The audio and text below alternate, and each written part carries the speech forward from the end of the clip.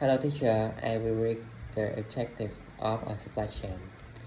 The objective of every supply chain should be to maximize the overall value generated. The value also known as supply chain surplus. A supply chain generates the difference between what the value of the final product is to the customer and the cost the entire supply chain incurred in filling the customer request. Supply chain surplus in equal customer value minus supply chain cost. The value of the final product may vary for each customer and can be estimated by the maximum amount the customer is willing to pay for it. The difference between the value of the product and its price remains with the customer and consumer surplus. The rest of the supply chain sellers become supply chain profitability. The difference between the revenue generated from the customer and the overall cost across the supply chain. For example, a customer purchasing a wireless router from Best Buy pays $60, which represent the revenue the supply chain receive. Customers who purchase the router clearly value it at almost $60. Thus, part of the supply chain surplus is left with the customer and consumer surplus. The rest stay with the supply chain and profit. But Best Buy and other stages of the supply chain incur costs to convey information, produce components, store them, transport them, change preference, and so on. The difference between the $60 that the customer paid and the sum of costs incurred across all stages by the supply chain to produce and distribute the router represent the supply chain profitability. The total profit to be shared across all supply chain stages and intermediary. The higher supply chain profitability, the more successful the supply chain. For most profit making supply chain, the supply chain surplus will be strongly uh, correlated with profit. Supply chain success should be measured in terms of supply chain surplus and not in terms of the profit as an uh, individual state. Is in subsequent chapter. We see that a focus on profitability at in individual stages make little role reduction and overall supply chain surplus. A focus on growing the supply chain surplus push on member of the supply chain toward growing the size of the overall pie.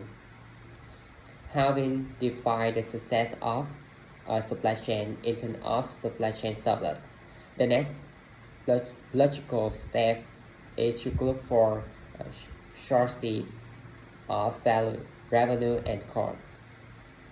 For any supply chain, there is only one source of revenue, the customer. The value of saying by a customer purchasing detergent at Walmart depends on several factors, including the functional, functionality, functionality of the detergent, how far the customer must travel to Walmart, and the likelihood of finding the detergent in stock. The customer is the only one providing positive cash flow for the Walmart supply chain. On other cash flow are streamlined funds exchanges that occur within the supply chain. Given the different stages have different owners. When Walmart pay its supplier with it is checking a processing of the fund the customer provide and pays passing the money on to the supplier. On flow of information, products, and funds generate costs within the supply chain. Thus, the appropriate management of the flow is a key to supply chain success. Effective supply chain management involves the management of supply chain assets and product information and fund flow to roll the total supply chain surplus. Overall, in supply chain surplus, increase the share of the total pie, allowing contributing member of the supply chain to benefit. In this book, we have a strong focus on analyzing on supply chain decisions in terms of their impact on the supply chain surplus. This decision and the impact can vary for a wide variety of reasons. For instance, consider the difference in supply chain structure for moving consumer goods that is observed in United States and India US. Distributor plays a much smaller role in this supply chain compared with their Indian counterpart. We argue that the difference in supply chain structure can be explained by the impact of distributor has on the supply chain surplus in the two countries. Retailing in the United States is largely consolidated with large chain buying consumer goods from most manufacturers.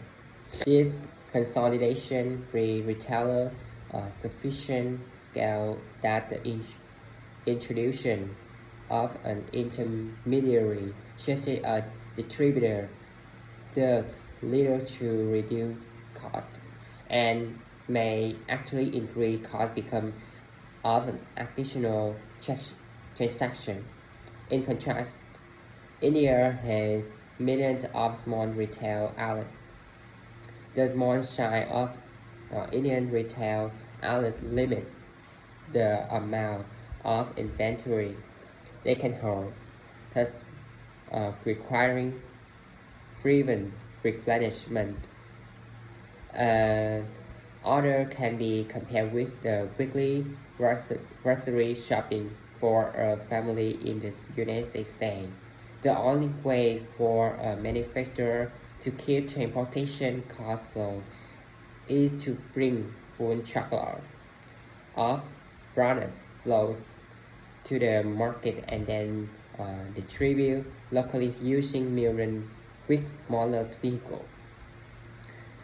The presence of the intermediary that can receive a full truckload shipment, break bulk, and then make smaller delivery to the retailer is crucial if transportation costs are to be kept low.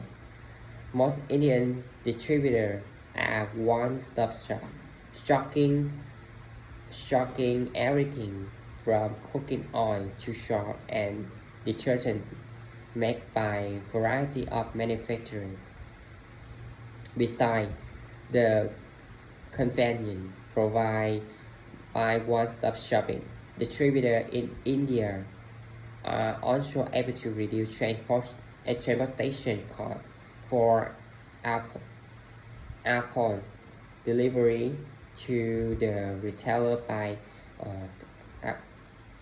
aggregating products across multiple manufacturers during the delivery run.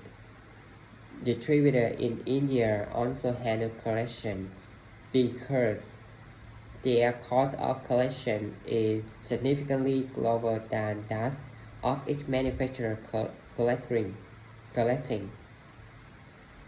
from retailer on it out would be. Thus, the important role of distributor in India can be influenced by flow in supply chain development that result from their presence.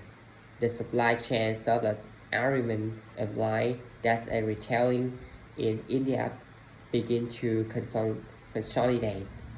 The role of distributor will